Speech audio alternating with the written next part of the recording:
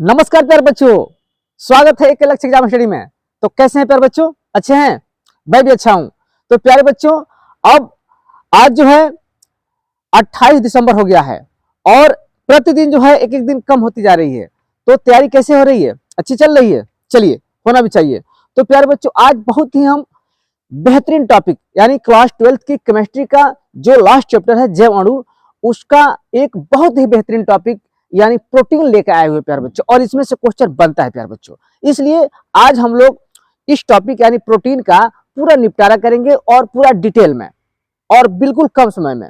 तो चलिए प्यारे बच्चों, बिना देर लगाए हम लोग शुरू कर लेते हैं प्रोटीन। तो आइए प्यारे बच्चों, आप लोग को स्क्रीन पर दिखाई दे रहा होगा प्रोटीन। प्रोटीन क्या है प्यारे बच्चों? पहले हम ये देखेंगे, क्योंकि अगर प्रोटीन किसे कहते हैं यही डिफिनेशन आ गया तो बच्चे कंफ्यूजन पड़ जाते हैं कि हम क्या लिखें। तो पहले उसका हम डिफिनेशन, प्रोटीन है क्या, ठीक है, प्रोटीन किसको कहते हैं, ये हम लोग जान ले। उसके बाद से उसका क्लासिफिकेशन, उसकी संरचना, तमाम क्वेश्चन जो बनता है उसको हम लोग देख लेंगे प्यारे बच्चों बहुत कम समय में। तो चलिए शुरू कर लेते हैं। प्रोटीन, जैसे प्रोटीन का मतलब ये समझिए कि प्रोटीन जो है अल्फा एमिनो अम्ल। अल्फा एमिनो अम्ल प्यारे बच्चों हम वीडियो बना दिए हैं कि अल्फा एमिनो अम्ल होता क्या है, उसको देख लेंगे जाकर के। तो प्रोटीन को जानने के लिए हम जानेंगे कि प्रोटीन जो है अल्फा एमिनो अम्ल का एक बहुलक होता है प्यारे बच्चों। बहुलक यानी ये एक बहुलक होता है। प्रोटीन क्या होता है? अल्फा एमिनो अम्ल का एक बहुलक होता है। और ये यानी प्रोटीन अल्फा एमिनो अम्ल आपस में, ध्यान देंगे प्यारे बच्चों, ये जो अल्फा एमिनो अम्ल होता है ये आपस में एक बंध होता है, पेप्टाइड बंध। नाम याद रखेंगे, कौन बंध? पेप्टाइड बंध प्यारे बच्चों, पेप्टाइड बंध की बात हो रही है। इस बंध को याद रखेंगे प्यारे बच्चों, हम विशेष में इसको लिखवा भी देंगे कि कौन कौन बंध इसमें होता है। तो ये अल्फा एमिनो अम्ल जो है आपस में एक पेप्टाइड बंध द्वारा जुड़े होते हैं प्यारे बच्चों। किस बंध द्वारा? तो पेप्टाइड बंध द्वारा, याद रहेगा ना। तो ये पेप्टाइड बंध द्वारा आपस में जुड़े होते हैं, इसीलिए इसको जो है यानी प्रोटीन को हम क्या बोलते हैं? बहुलकृत एमिनो अम्ल एमाइड भी कहते हैं। कभी कभी यही पूछ देता है कि किसको जो है हम एमिनो अम्ल एमाइड कहते हैं, यानी बहुलकृत एमिनो अम्ल एमाइड कहते हैं। तो किसको बोलते हैं प्यारे बच्चों? प्रोटीन को बोलते हैं। ठीक, तो ये जो है दो लाइन का जो डिफिनेशन बताया है ये प्रोटीन के बारे में लिख सकते हैं। अगर एक नंबर में आ गया कि प्रोटीन क्या है, प्रोटीन किसे कहते हैं, प्रोटीन का क्या तात्पर्य है प्यारे बच्चों, तो ये लिख देंगे कि प्रोटीन अल्फा एमिनो अम्ल का एक बहुलक है और ये अल्फा एमिनो अम्ल आपस में पेप्टाइड बंध द्वारा जुड़े होते हैं, इसीलिए प्रोटीन को बहुलकृत अल्फा एमिनो यानी बहुलकृत एमिनो अम्ल एमाइड कहते हैं। तो ये हो गया प्रोटीन के बारे में प्यारे बच्चों। अब हम लोग प्रोटीन का स्रोत देख लेते हैं कि प्रोटीन किससे किससे मिलता है, मतलब किस में मिलता है प्रोटीन, ठीक ना। तो आप लोग बहुत चीज खाते हैं उसमें प्रोटीन मिलता है, जैसे दाल, दाल में ही प्रोटीन मिलता है प्यारे बच्चों, सोयाबीन में मिलता है, दूध में ही मिलता है, पनीर में ही मिलता है, अंडा में मिलता है, मांस में मिलता है, मूंगफली में मिलता है। इन सारे में जो है प्रोटीन मिलता है, लेकिन सबका परसेंटेज प्यारे बच्चों अलग अलग है, ठीक ना। तो परसेंटेज भी कुछ हम विशेष में दिखा देंगे। देखिए, प्रोटीन के जो स्रोत है प्यारे बच्चों, दाल है, दूध है, पनीर है, अंडा है, मूंगफली है, मांस है, मछली आदि है। ये तो आप लोग याद रखेंगे कि इन इन चीजों में जो है प्रोटीन मिलता है, लेकिन किसमें कितना प्रोटीन मिलता है हम यहाँ बता रहे हैं। देखिए, ये सोयाबीन, सोयाबीन में 54%, सबसे ज्यादा प्रोटीन सोयाबीन में मिलता है प्यारे बच्चों। तो ये भी याद करने वाली पॉइंट है प्यारे बच्चों कि जो प्रोटीन सबसे ज्यादा मिलता है वो सोयाबीन है, यानी सोयाबीन में प्रोटीन 54 यानी 45% प्रोटीन मिलता है सोयाबीन में। साथ ही साथ मांस में जो है 22% यानी 22% प्रोटीन मांस में मिलता है। साथ ही अंडा जो है उसमें 14% मिलता है। गेहूं जो है, जो हम लोग रोटी खाते हैं, उसमें 12% और जो दूध है उसमें 4% मिलता है। तो इस तरह से एक हमने विशेष रिकॉर्ड बता दिया, यहाँ पे विशेष तौर पर बता दिया नोट के रूप में कि किसमें किसमें कितना प्रोटीन मिलता है प्यारे बच्चों। तो इस तरह से प्रोटीन के बारे में इतना आप लोग याद रखेंगे कि प्रोटीन है क्या, प्रोटीन के स्रोत क्या है और किसमें कितना प्रोटीन मिलता है। चलिए, अब इसके आगे हम लोग डिस्कस करेंगे प्रोटीन का वर्गीकरण, लेकिन वर्गीकरण पूछता नहीं है प्यारे बच्चों, वर्गीकरण जो है पूछता ही नहीं है। बस केवल जान जाइए कि प्रोटीन का वर्गीकरण होता है आणविक संरचना के आधार पर, कार्य के आधार पर, इस तरह से जल अपघटन के आधार पर प्रोटीन होता है, इसका वर्गीकरण होता है, लेकिन ये पूछता नहीं है। इसलिए प्रोटीन का वर्गीकरण करना जरूरी नहीं है, समय हमारे पास कम है और ज्यादा तैयारी करना है, इसलिए प्रोटीन क्या है और स्रोत क्या है ये जान करके बस हम लोग आगे बढ़ जाएंगे और क्या प्रोटीन की संरचना, स्ट्रक्चर ऑफ प्रोटीन हम लोग देखेंगे। तो चलिए प्यारे बच्चों जल्दी से स्क्रीनशॉट ले लीजिए, फिर हम लोग प्रोटीन की संरचना को देखेंगे। चलिए जल्दी कीजिए। हाँ, तो अब हम लोग देख लेते हैं प्यारे बच्चों प्रोटीन की संरचना, स्ट्रक्चर ऑफ प्रोटीन। यानी प्रोटीन की संरचना हम बताएं यहाँ पे कि प्रोटीन की संरचना जो होती है वो 4 स्तरों में होती है, यानी 4 स्तरों में इसका डिवाइड हम कर सकते हैं। प्राथमिक संरचना पहले देख लेते हैं प्यारे बच्चों, प्राथमिक संरचना क्या होती है। तो प्राथमिक संरचना में क्या होती है कि जब एमिनो अम्ल एक विशिष्ट क्रम में जुड़ता है प्यारे बच्चों, एक विशेष क्रम में या विशिष्ट क्रम में जुड़ता है, तो जुड़ने से एक जो है पॉलीपेप्टाइड श्रृंखला बनता है। जब एमिनो अम्ल एक विशिष्ट क्रम में जुड़ता है प्यारे बच्चों, तो एक पॉलीपेप्टाइड जो है श्रृंखला बन जाती है, और इसी पॉलीपेप्टाइड श्रृंखला को हम बोलते हैं एमीन की प्राथमिक संरचना। और एमीन अम्ल के क्रम में जो परिवर्तन होता है, और उन परिवर्तन में प्रोटीन के गुणों में भी क्या आ जाता है, चेंजिंग आ जाता है, यानी परिवर्तन आता है। यानी कुल मिलाकर हम ये कहें प्यारे बच्चों कि प्राथमिक संरचना जो होती है, जब एमिनो अम्ल विशिष्ट क्रम में जुड़ता है, यानी जब एमिनो अम्ल विशिष्ट क्रम में जुड़ता है तो पॉलीपेप्टाइड श्रृंखला बनता है, ठीक ना। ध्यान देंगे, यहाँ विशिष्ट क्रम में जुड़ता है तो पॉलीपेप्टाइड श्रृंखला बनता है। इस श्रृंखला को आपको याद रखना होगा कि पॉलीपेप्टाइड श्रृंखला बनता है, और इस श्रृंखला को प्रोटीन की प्राथमिक संरचना कहते हैं प्यारे बच्चों। और एमिनो अम्ल के क्रम में जो परिवर्तन होता है, तो परिवर्तन से प्रोटीन के गुणों में भी परिवर्तन हो जाता है प्यारे बच्चों। यानी कहने का मतलब कि अगर क्रम में परिवर्तन हुआ तो प्रोटीन के गुणों में भी परिवर्तन होगा, ये निश्चित है। तो इस तरह से प्यारे बच्चों ये है प्राथमिक संरचना। तो उम्मीद है कि समझ में आया होगा प्राथमिक संरचना। जल्दी से लिख लीजिए, फिर हम द्वितीयक यानी सेकेंडरी संरचना को हम लोग देखेंगे। जल्दी से लिख लीजिए। हाँ, तो अब हम लोग प्रोटीन की संरचना में दूसरा देख लेते हैं परत। प्रथम परत यानी प्राथमिक संरचना तो हो गया था, दूसरा जो है द्वितीयक संरचना हम देख लेते हैं। तो द्वितीयक संरचना में क्या होता है प्यारे बच्चों कि जो द्वितीयक संरचना होती है, इस संरचना में पॉलीपेप्टाइड श्रृंखला के बीच H बॉन्ड यानी हाइड्रोजन बॉन्ड बनते हैं। इसको याद रखना है, एक लाइन में याद रखना है कि यानी जो द्वितीयक संरचना होती है प्यारे बच्चों, उसमें पॉलीपेप्टाइड श्रृंखला की बीच जो है हाइड्रोजन बॉन्ड बनता है प्यारे बच्चों। क्या बनता है, इस चीज को याद रखना है कि पॉलीपेप्टाइड श्रृंखला के बीच H बॉन्ड यानी ब्रैकेट में हमने लिख दिया है कि हाइड्रोजन बॉन्ड बनते हैं। और ये जो है 2 प्रकार के होते हैं प्यारे बच्चों। कितने प्रकार के होते हैं, तो 2 टाइप के होते हैं। जो द्वितीयक संरचना होती है प्रोटीन की, वो 2 टाइप की होती है। पहला क्या होती है कि अल्फा हेलिक्स संरचना, अल्फा हेलिक्स संरचना, और दूसरा होता है बीटा लहरिया परत संरचना।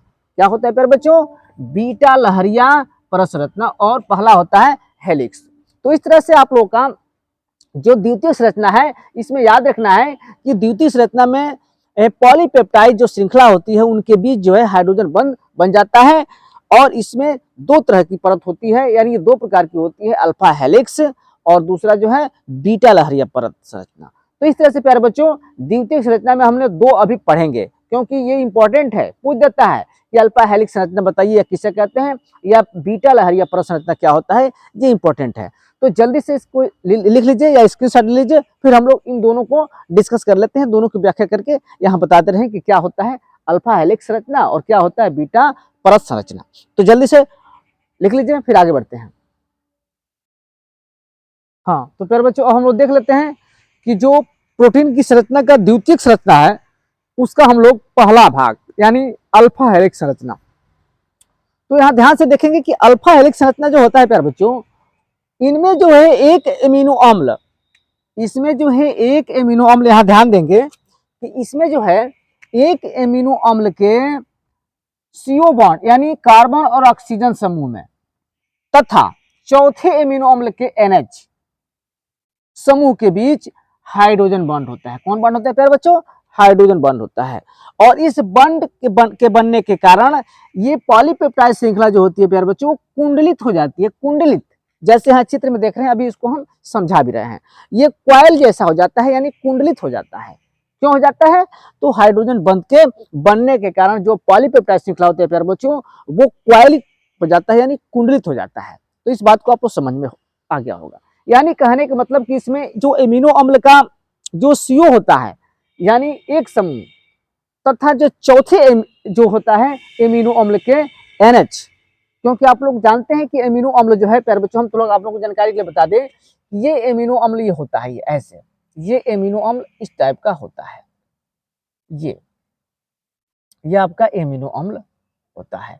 तो इसमें का एक H और ये आपका निकाल देगा यहाँ से जल, यहाँ से ध्यान देंगे, यहाँ से एक हाइड्रोजन यहाँ से निकल जाएगा जल, तो बचेगा आपका क्या CO और ये NH। तो वही यहाँ पर दिखाए हैं प्यारे बच्चों कि एक एमिनो अम्ल का CO समूह और चौथे एमिनो अम्ल का, यानी चौथे एमिनो अम्ल का जो NH समूह होता है, उनके बीच जो हाइड्रोजन बंध बन जाता है, जिसके कारण जो पेप्टाइड श्रृंखला होती है वो कुंडलीकृत हो जाती है, कुंडलीकृत हो जाती है, और इससे जो है ये अल्फा हेलिक्स की संरचना हो जाता है। जैसे यहाँ देख रहे हैं ये कार्बन CO और ये O और H, ये हाइड्रोजन बंध बना हुआ है, फिर NH एमीन से है, यह है उसी क्रम में है, देख रहे हैं ना, ये क्रम को समझ लेंगे।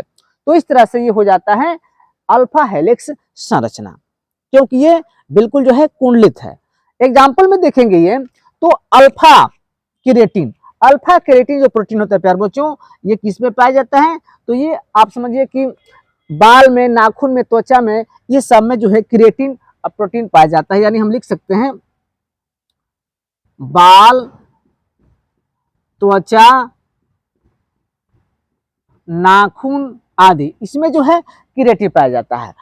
मायोसिन की बात करें प्यारे बच्चों, तो मायोसिन जो है मांसपेशियों में पाया जाता है। किसमें पाया जाता है, मांसपेशियों में, मांसपेशियों में ये पाया जाता है अल्फा, ये मायोसिन।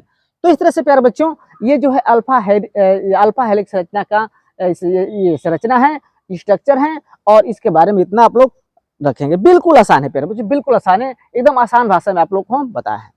तो जल्दी से लिख लीजिए, फिर हम लोग इसका दूसरा जो है लहरिया, बीटा लहरिया प्रसंरचना के बारे में हम लोग पढ़ेंगे। हाँ, तो प्यारे बच्चों अब हम लोग जो द्वितीयक संरचना की दो परत थी, यानी पहला अल्फा परत, अल्फा संरचना हम लोग बता दिया था, अल्फा हेलिक्स, दूसरा जो है बीटा लहरिया परत संरचना है। इसको समझ लीजिए, जो बीटा लहरिया परत संरचना होती है प्यारे बच्चों, देख रहे हैं ना, ये है बीटा लहरिया परत संरचना, बिल्कुल लहर जैसा है, देख रहे हैं ना। यानी इसमें जो है दो पॉलीपेप्टाइड श्रृंखला एक दूसरे के समांतर होती है। इसमें दो पॉलीपेप्टाइड श्रृंखला प्यारे बच्चों, देख रहे हैं ना, एक ये है और ये है, दोनों एक दूसरे के क्या है, पैरेलल है, समांतर है, और इनमें दो पॉलीपेप्टाइड श्रृंखला एक दूसरे के समांतर जुड़ी होती है, और दोनों H बॉन्ड यानी हाइड्रोजन बॉन्ड द्वारा एक दूसरे से जुड़ी होती है। जैसे यहाँ देख लीजिए प्यारे बच्चों, ये है एक, ये परत ये है लहरिया, ये है, यहाँ देख रहे हैं CO और ये है NH यानी एमीन, और ये दोनों ही, और यहाँ का OH और इसमें का H, दोनों मिलकर के जल बन गया है, जल का अणु। तो ये ध्यान नहीं दें कि यहाँ का OH क्या हुआ और यहाँ का H हुआ, तो जल निकल गया है, और यहाँ CO और NH के बीच हाइड्रोजन बंध बना, फिर से ये RH यहाँ बचेगा ऐसे, और यहाँ जो है आपका ये बन जाएगा। तो इस तरह से प्यारे बच्चों इस स्ट्रक्चर को समझ रहे हैं, इसमें जो है दोनों हाइड्रोजन बंध के द्वारा जुड़े होते हैं, और ये दोनों जो पॉलीपेप्टाइड श्रृंखला होती है एक दूसरे के साथ समांतर होती है प्यारे बच्चों, ये याद रखना है। तो इस तरह से बीटा लहरिया परत संरचना है ये। उम्मीद है कि समझ में आया होगा प्यारे बच्चों, ठीक ना, बहुत आसान है, कोई इसमें दिक्कत नहीं आना चाहिए। तो इस तरह से प्यारे बच्चों ये बीटा लहरिया परत की स्ट्रक्चर है, इसके बारे में है, इसको लिख लीजिए या स्क्रीनशॉट ले लीजिए, फिर हम लोग आगे बढ़ते हैं, जल्दी कीजिए।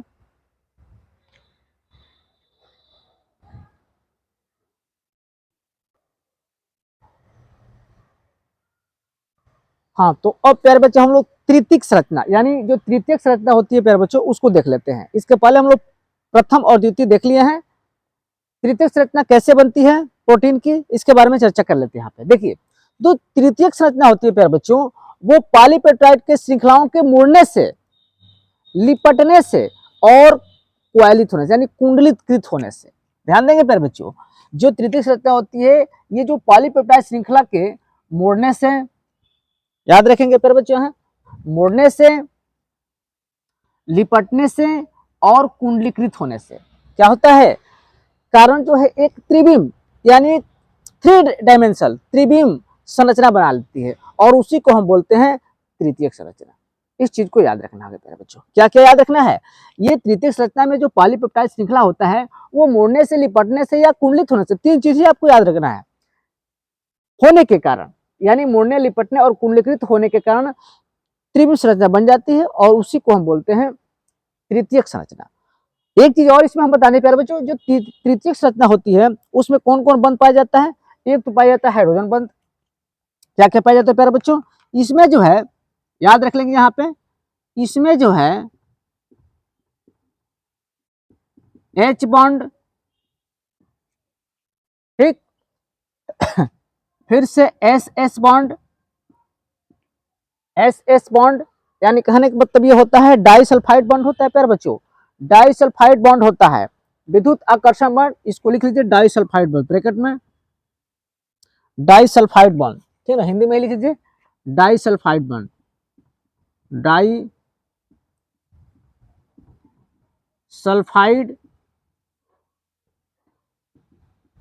बंध।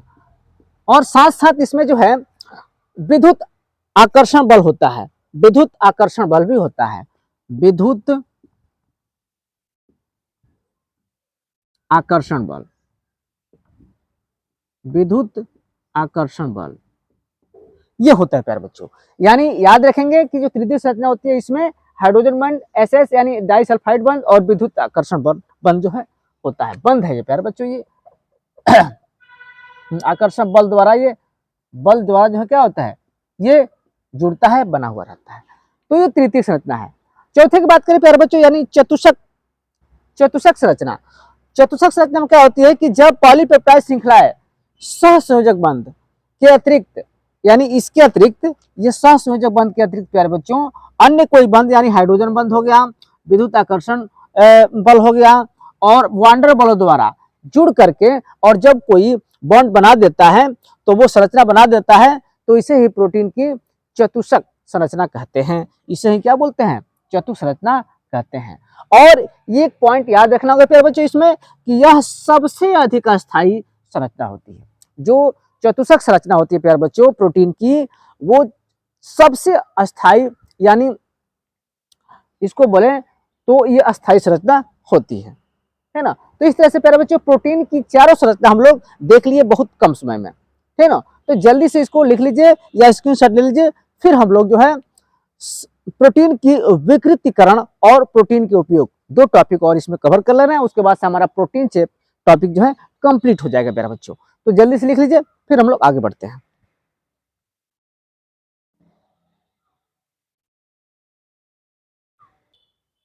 हाँ, तो प्यारे बच्चों हम लोग देख लेते हैं प्रोटीन का विकृतीकरण। ये भी टॉपिक बहुत ही पूछता है प्यारे बच्चों कि प्रोटीन का विकृतीकरण से क्या समझते हैं, किसे कहते हैं। चलिए, तो मोटे तौर पर समझ जाइए कि प्रोटीन का विकृतीकरण का मतलब कि प्रोटीन का भंग हो जाना, ठीक ना। यानी वो जो है क्या हो जाता है, भंग हो जाता है, यानी खुल जाता है, टूट जाता है, जो भी उसकी परत या संरचना होती है उसी को बोलते हैं प्रोटीन का विकृति, यानी बिगड़ जाना प्यारे बच्चों। तो देख लेते हैं। देखिए, ये प्रक्रिया जो है भौतिक या रासायनिक परिवर्तनों के कारण होती है। यानी कहने का मतलब कि प्रोटीन का विकृतीकरण के बारे में हम समझे तो भौतिक या रासायनिक परिवर्तनों के कारण, किस किस कारण, भौतिक या रासायनिक परिवर्तनों के कारण प्रोटीन के हाइड्रोजन बंध टूट जाते हैं। प्रोटीन के हाइड्रोजन बंध टूट जाते हैं किसके कारण पे बच्चों? तो भौतिक या रासायनिक परिवर्तनों के कारण जो प्रोटीन का बॉन्ड होता है प्यारे बच्चों वो टूट जाता है और इसमें का जो ग्लोब्यूल होता है वो खुल जाता है, जो ग्लोब्यूल होता है वो खुल जाता है, जिससे प्रोटीन जो है, प्रोटीन की जो संरचना है प्यारे बच्चों वो भंग हो जाती है, नष्ट हो जाती है। अतः प्रोटीन अपनी जैविक सक्रियता को क्या कर देता है, खो देता है।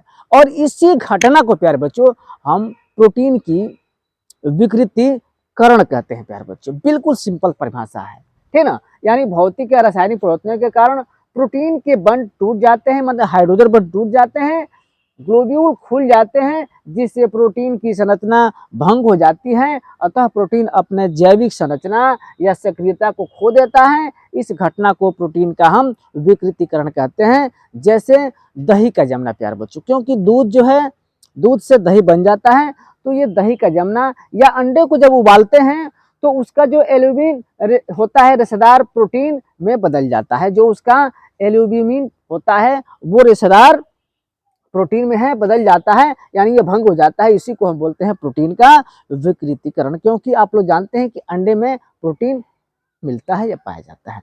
तो इस तरह से प्यारे बच्चों ये प्रोटीन का विकृतीकरण है।